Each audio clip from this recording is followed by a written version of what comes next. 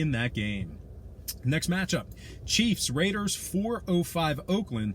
The Chiefs are -7, totals 53. We saw a half a point move toward Kansas City, movement downward on the total. The Chiefs open 6.5 up to 7. Total open 53.5 down to 53. 57% are leaning Chiefs, 73% shaded toward the over. Right now, Oakland's plus 300 on the money line, KC minus 350. The Chiefs are 8-1 straight up in their last 9, taking on the Raiders. Really dominant over the past couple of seasons. They're also 9-1 straight up in their last 10, taking on a member of the AFC West. Kansas City 8-0 against the number in their last 8 contests played in September. Now Oakland on the other side, they beat a pretty bad Denver team. Looks like Joe Flacco is not very interested in playing football. But regardless, Oakland beating a pretty weak Denver team last week. They also failed to cover in 6 out of their last 10 head-to-head matchups with the Chiefs. Now, total-wise, Kansas City is 7-2 to the over in their last 9. Pretty big over team in the past couple of seasons. I'm going to lean Chiefs -7 in the over, 53 in that game. All right, next matchup I have for you, it is going to be Bears, Broncos, 425 Denver. The Bears are -2.5 on the road, totals 40 and a hook. We saw a 1.5 point move toward Chicago, movement downward on the total. The Bears open -1 up to -2.5. Total open 41.5 down to 40 and a hook. 67% are leaning Chicago, 59% shaded toward the under. Right now the Broncos are plus 130 on the money line. Chicago -140 on the money line as well. Now Chicago allowed just 10 points to Green Bay. They did lose in that week 1 opener, but that defense looking very stout. Defensively, they allowed 166 pass yards from Aaron Rodgers, and they also allowed just 47 rush yards in that game. They've successfully covered the number in 9 out of their last dozen. Very good covering team over the past couple of years as well, even when they were losing ball games 2 years back. Always kept it close and always got the job done against the number. They were also 4-1 against the number in their last 5 when traveling. And like I said earlier, on the Denver side, Flacco looks just very disinterested in playing football right now. Actually kind of reminds me of Jay Cutler, just with the body language. You could just tell he's really not into it. I know Flacco has always kind of had an aloof persona, but I mean, he really looks just unfocused and disinterested in what's going on the field. Denver's defense gave up 24 points to Oakland in week 1, and Denver 0-5 against the number in their last 5. They've also failed to cover in their last 5 ball games played in the month of September. Now, total-wise, both offenses combined for just 19 points last week, and here's a pretty interesting stat. Denver 10-0 to the under in their last 10 ball games. So with all that said and done, I'm going to lean Chicago -2.5 and the under 40 and a hook in that game. Next matchup, nice little rematch of the NFC Championship game last year. This time it's in Los Angeles. We have the Saints taking on the Rams, 425 Los Angeles. The Rams are -3, totals 53. We saw a half a point move toward the Rams, movement downward on the total. LA open 2.5 up to -3. Total open 53.5 down to 53 even. 59% are leaning New Orleans, 66% shaded toward the over. Right now the Saints are plus 125 on the road. The Rams -$140 on the money line themselves. New Orleans 15-3 straight up in their last 18 ball games. I think Drew Brees is really kind of in his prime here, playing the best football of his career.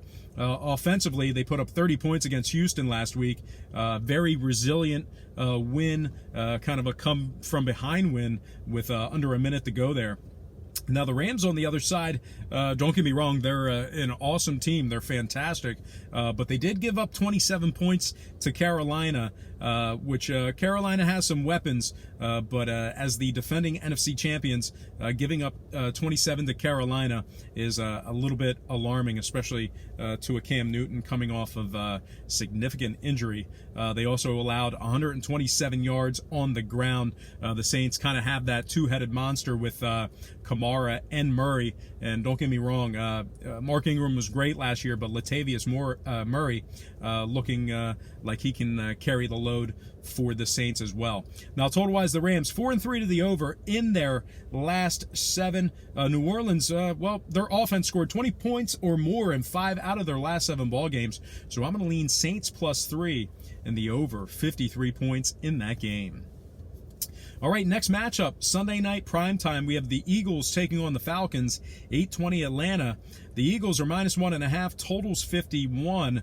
We saw a little bit of movement downward on the total in this one, but once again, the Eagles -1.5, total opening at 51.5, down to 51 even.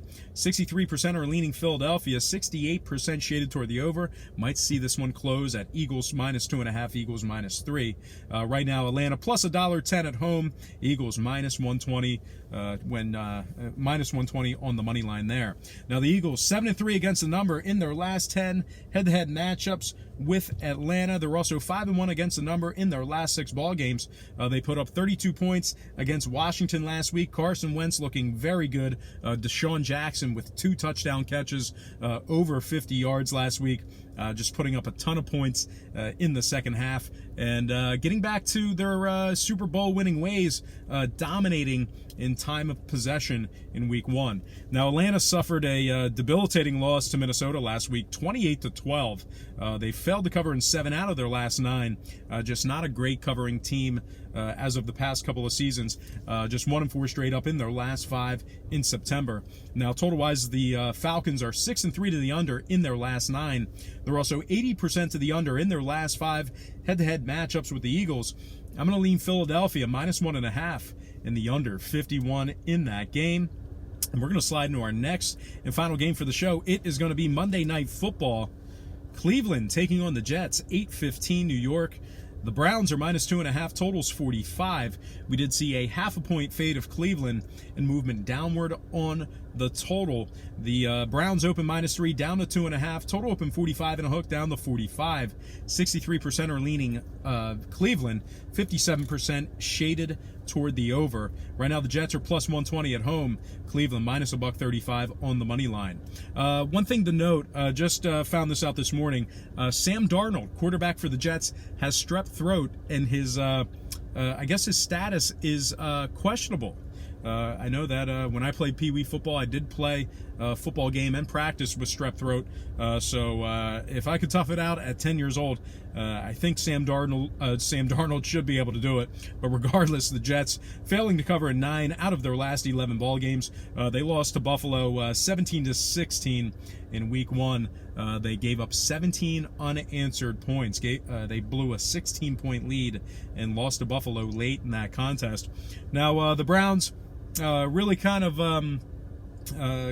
crap the bed in Week 1, but they're still a good team. They have some good weapons. They're 4-2 straight up in their last 6 in New York. If you're into historical trends, they've successfully covered the number in 5 out of their last 8 ball games. And when it comes to the total, Cleveland 5-3 to the under in their last 8, 6-4 to the under in their last 10, taking on the Jets. If you're into historical trends, meanwhile the Jets on the other side 4-2 to the under in their last 6 Monday Night Football games. So with all that said and done, I'm going to lean Browns -2.5 and the under 45 in that game.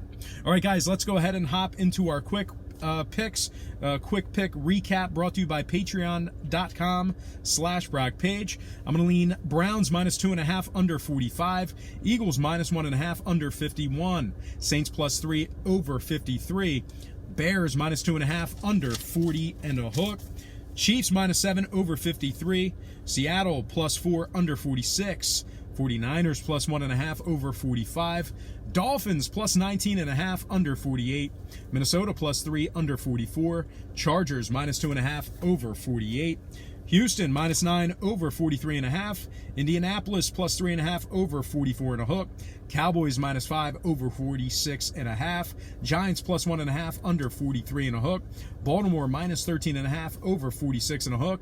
And last but not least, Carolina -6 over 49.5.